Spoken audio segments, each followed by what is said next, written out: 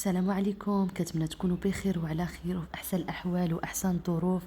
عواشركم بروكه وان شاء الله تدخل لكم بالصحه والستر. الوصفه ديال اليوم عباره عن حلوه لسان الطير، فراه كتجي لذيذه ومعلكه وسهله، يعني سهله التحضير، وحتى المقادير ديالها يعني بساطين بزاف. فبقوا معايا للاخير باش نشوفوا المقادير وطريقه التحضير وحتى الكيفيه ديال الاحتفاظ ديالها في المجمد.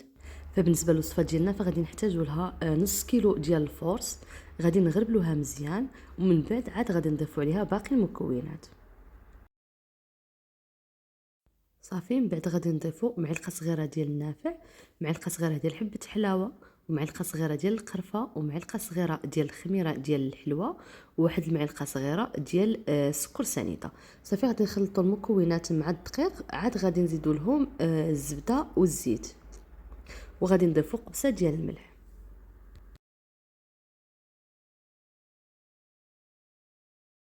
فبالنسبه للزبده فغادي نضيفوا زوج معالق ما عامرينش ديال الزبده اللي هي تقريبا 50 غرام، وغادي نضيفوا 3 ديال المعالق ديال الزيت.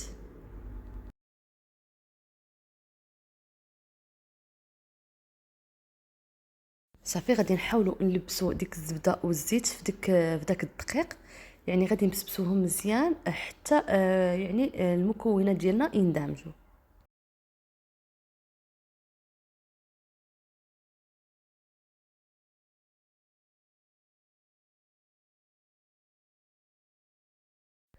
صافي، من بعد غادي نضيفوا صفار بيضاء، وغادي نضيفوا واحد المعلقه صغيره ديال الخل، وغادي نجمعوا المكونات بالماء. فبالنسبه للكميه ديال الماء فهاد الكميه ديال الدقيق هزت لي 200 مليلتر ديال الماء، يعني بالضبط. فبالنسبه للماء كتبقى على حسب النوعيه ديال الدقيق، والماء غادي يبقى يعني في حدود 190 ولا 200 يعني ما تزيدوش كتر، ما تفوتوش كتر من 210 ولا 220. يعني خص العجينه ديالكم خصها تجيكم قاصحه.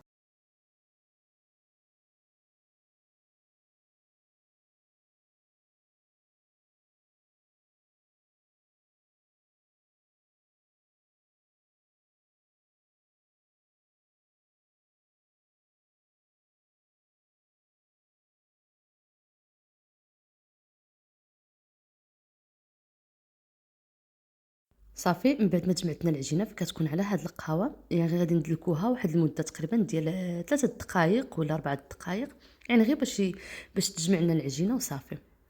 ومن بعد غادي نجمعوها في بلاستيك غذائي او سلوفان ونخليوها ترتاح.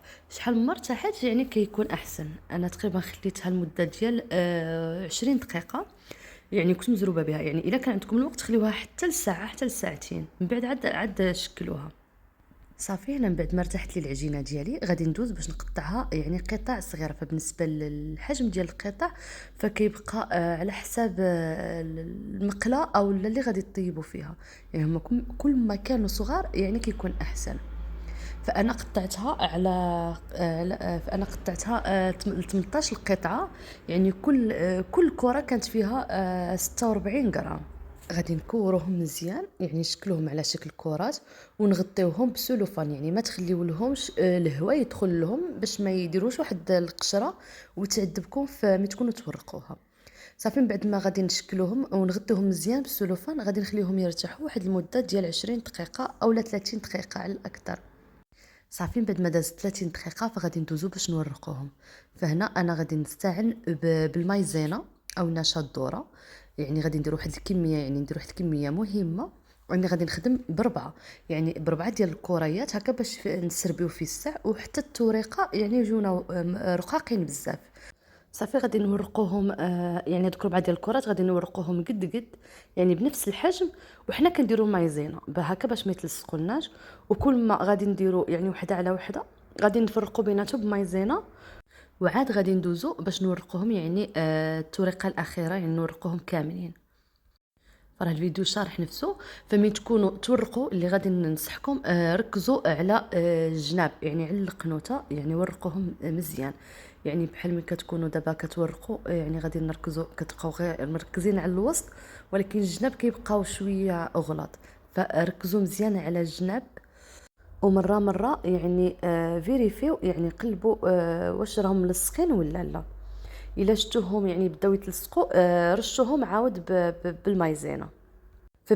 فبالنسبه للشكل فما كي يعني ما كيهمش، يعني ديروهم مدورين على حسب المقله.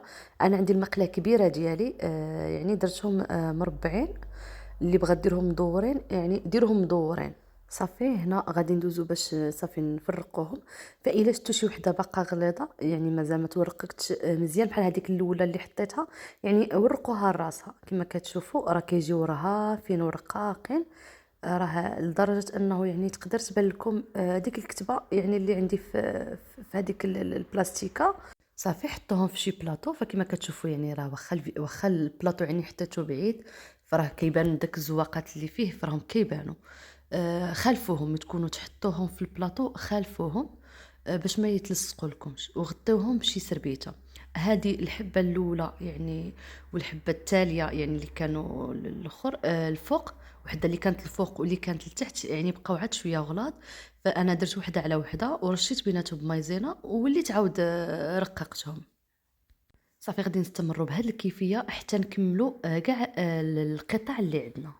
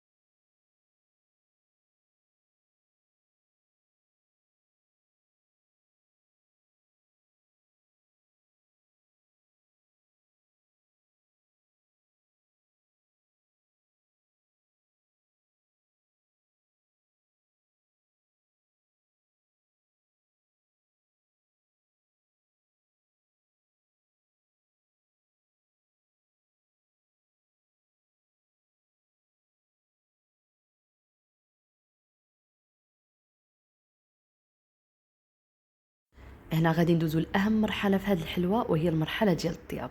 فبالنسبه للطياب ديالها فغادي ناخذوا المقله ديالنا، غادي نديروها تسخن. كما كتشوفوا انا عندي المقله كبيره يعني فيها شي 35 سنتيم. غادي نديروها تسخن على نار يعني تكون متوسطه حتى تسخن مزيان. عاد غادي نحطوا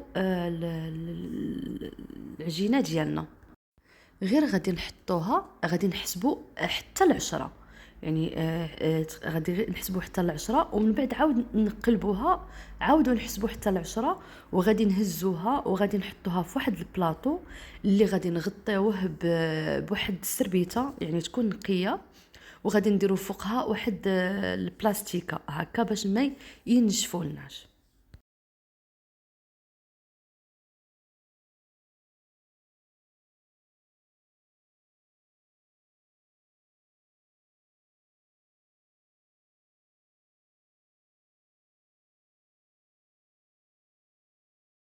صافي هنا من بعد ما طيبنا كاع الحبات ديالنا ديال العجينه، كما كتشوفوا انا يعني غطيوهم مزيان باش ما ينشفوا لكمش. صافي غادي ندوزو باش نشكلوهم. هنا درت في هذيك الزلافه درت شويه الماء والفورس وخلطتهم باش نكوليو بهم الحلوه ديالنا. صافي غادي نديرو زوج ديال الحبات وغادي نلصقو يعني كما كتشوفوا في الفيديو غادي نلصقو الجوانب. فمن تكونوا تلويوهم ما تزيروش يديكم، يعني طويوهم ماشي تلويو. واخا يجيو يعني تجي مرخوفه يعني ما تخافوش، راه ما غاديش تنحل لكم تكونوا تقليوهم. خليو لهم فين ينتفخوا راه فيهم الخماره، وباش ما يجيوكمش يعني معجنين من الداخل. صافي هنا غادي ناخذوا المقص، غادي نقطعوهم بالمقص. يعني الحجم كيبقى على حسب كل وحده. يعني كي يعني الا بغاتهم كبار يعني تزيد تقطعهم كبار على هادو.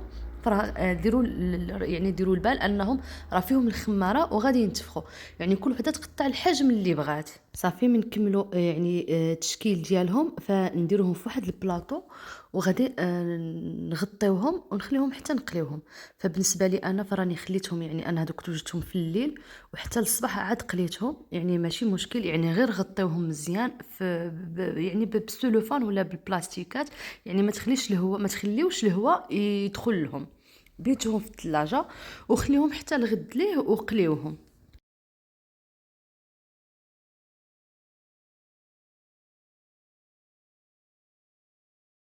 صافي غادي ناخدو واحد المقله ديالنا اولا كاسرونه، غادي نديرو فيها واحد الكميه ديال الزيت ونديروها تسخن، يعني حتى تسخن مزيان، عاد نرميو الحلوه ديالنا نديروها التقله.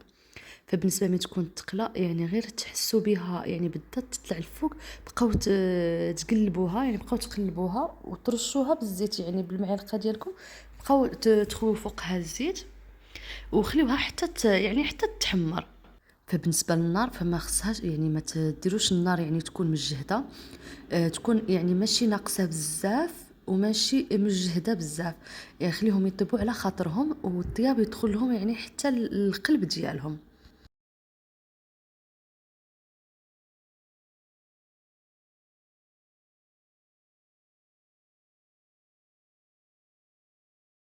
صافي من بعد ما تقلى الحلوه ديالنا، فمن الاحسن يعني بالنسبه للعسل فمن الاحسن العسل تكون ثقيله، يعني الا بغيتوا المعسلات ديالكم يجيوكم ناجحين، فالعسل يعني السر هو العسل. العسل خاصها تكون ثقيله شويه. دفيوها وديروا فيها يعني الحلوه ديالكم وخليوها يعني حتى تشرب العسل، يعني كي تحسوا المقله الزوجه قريبه طيب عاده صفيوها من العسل وديروا عاود ديروا المقله الزوجه عاود هي طفيوها في العسل.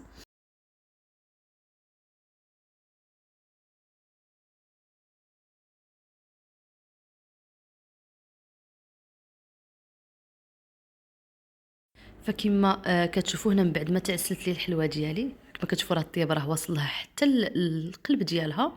آه، فبالنسبه للون ديالها فراها يعني راها ماشي يعني ماشي محروقه، يعني غير القوام اللي فيها يعني بحال هو اللي شويه يعني جات شويه يعني اللون ديالها قهوي. فبالنسبه للتزيين فكيبقى على حسب الرغبه، فانا درت لها يعني غير شويه ديال الججلان. بالامكان ديالكم ديروا القوقاو كونكاسي او اللوز كونكاسي، يعني كيبقى على حسب الرغبه ديال كل سيده. فبالنسبه للاحتفاظ ديالها في المجمد فكما كتشوفوا كناخذوا يعني كنديروا السلوفان هو الاول، وعاده كنستفوا فوق الحلوه ديالنا وكنفرقوا بيناتهم بالسلوفان هكا باش حتى العسل يعني الا هبطت منها العسل يعني كتبقى يعني في داك السلوفان ديالها، يعني ما بين كل طبقه وطبقه كنديروا السلوفان. صافي غادي نسلفوهم مزيان وغادي نديرهم في يعني نبلعوهم مزيان ونديروهم في المجمد، فراه كيبقاو بحال العد عاد دابا يعني صايبتيهم.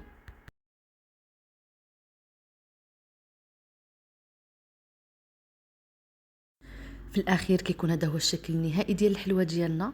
فراه كتجي بنينه ورائعه ومعلكه. هنا كنكون وصلنا للنهايه ديال الفيديو، فكنتمنى من الوصفه نتاع اليوم تكون نالت الاعجاب ديالكم وكنتمنىكم تجربوها. هنا كنقول لكم الى اللقاء ونتلاقاو في فيديو اخر ووصفه اخرى ان شاء الله.